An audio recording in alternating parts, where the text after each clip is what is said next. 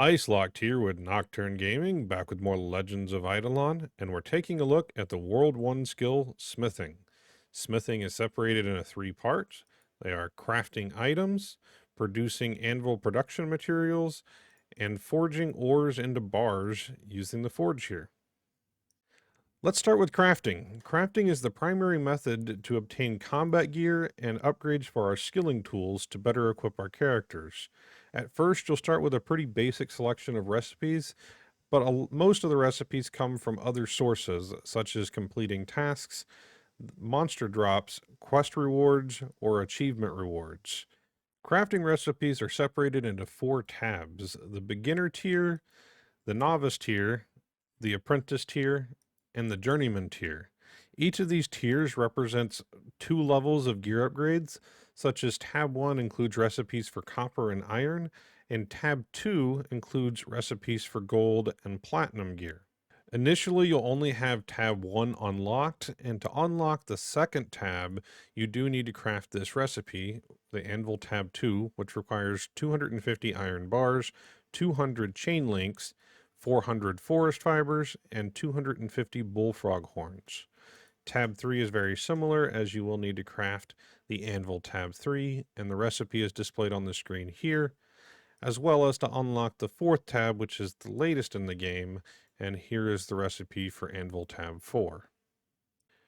To craft any item in the anvil, make sure you have all of the materials required in your inventory, and then simply click Craft. This will reward you with a certain amount of experience, as well as the item. Once you have crafted the item for the first time, this button, Craft from Storage, will unlock, and this requires all of the materials to be placed in the storage. This is really important as you get to higher tiers, such as these bags. If you craft these initial bags, you will need to place the initial bags into storage before you can craft from storage.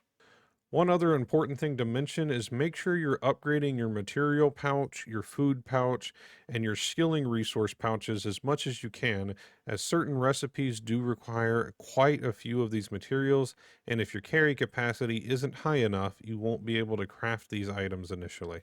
Next, let's take a look at Anvil Production. This is your primary source of smithing EXP, and it's also used to produce various items that you'll need in later crafts.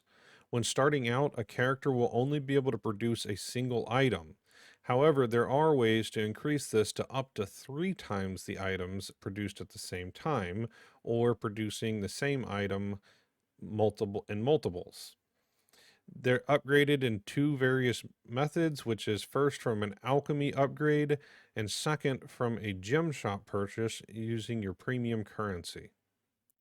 At level 1, all you'll be able to produce is thread, and you'll get 6 experience per thread at base at the cost of 100 production points.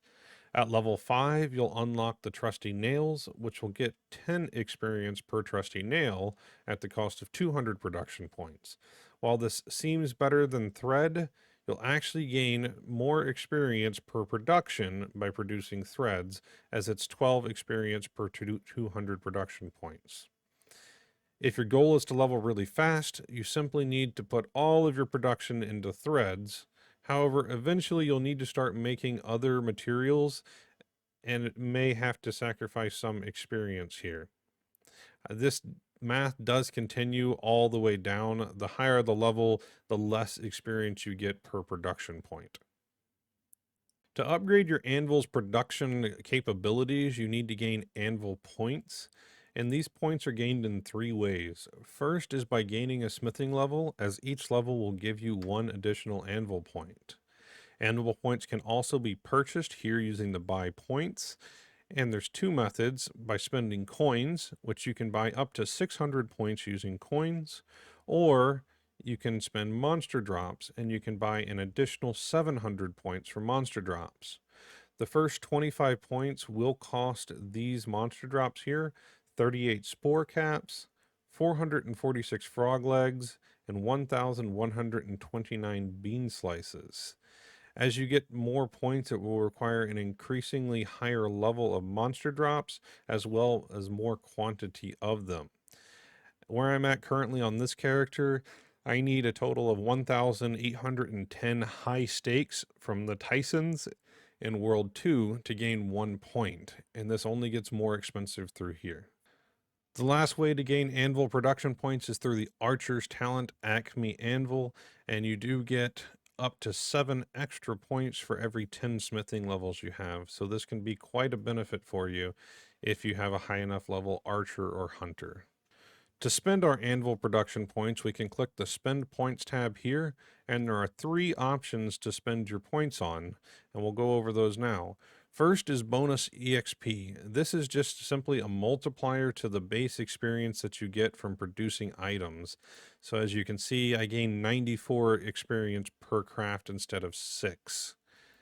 The next is speed per hour, and this just simply increases the amount of production points that you gain per hour per craft. So each of these items that I'm producing will all have 89.9 thousand production per hour. The last thing is you can spend points on carry capacity, and this is just a multiplier for the amount of produced items in the Anvil tab. It does not affect your carry capacity in your bags.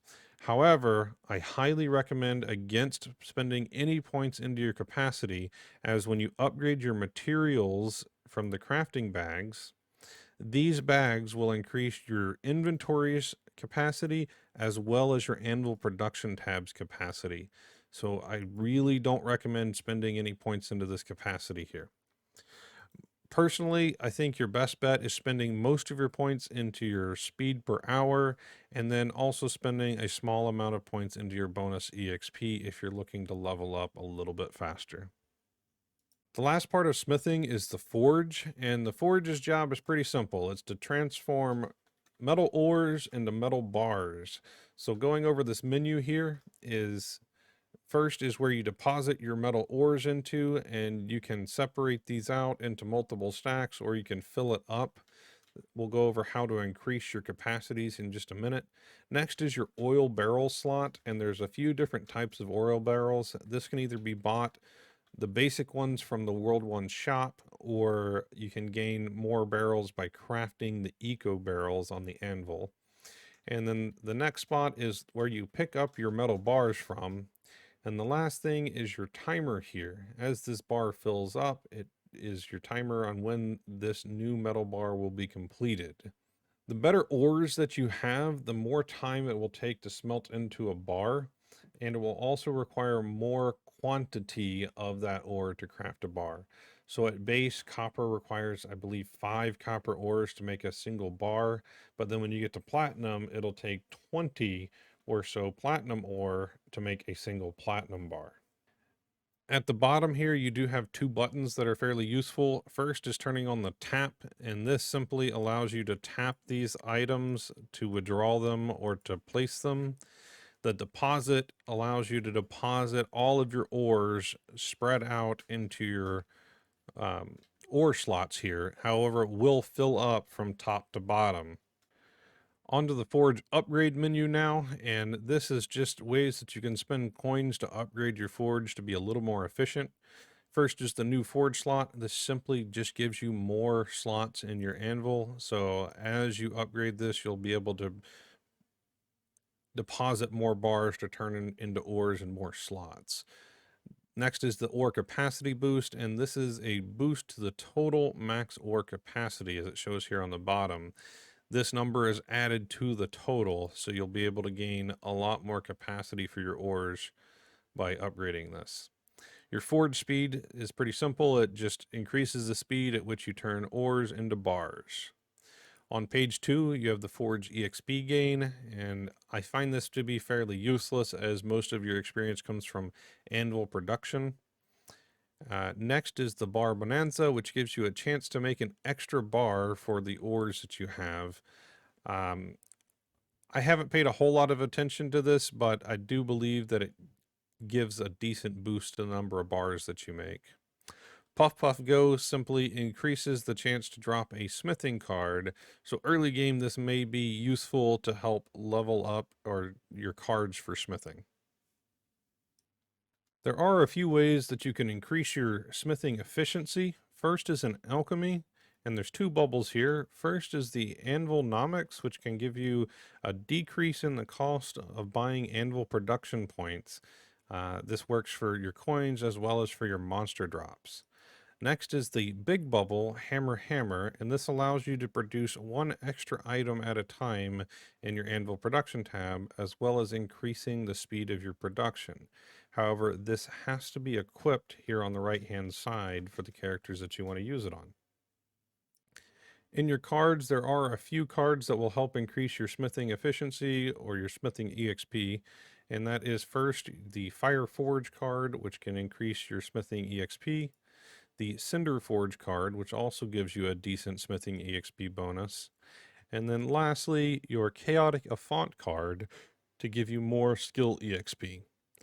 In your card sets, you can use the Medium Resources card set to give you more skill EXP as well.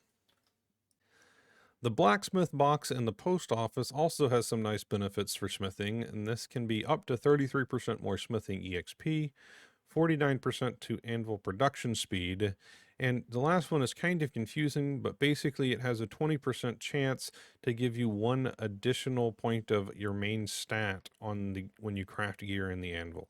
For your stamps, the only one that really matters is getting your Anvil Zoomer stamp, as this can give you a good amount of Anvil production speed. For your statues, you can pick up the Anvil's statue here, and this gives you another boost to your production speed. Make sure you're picking up your golden statues, as this allows the bonuses from statues to be account-wide. The last thing I want to talk about is your talent points.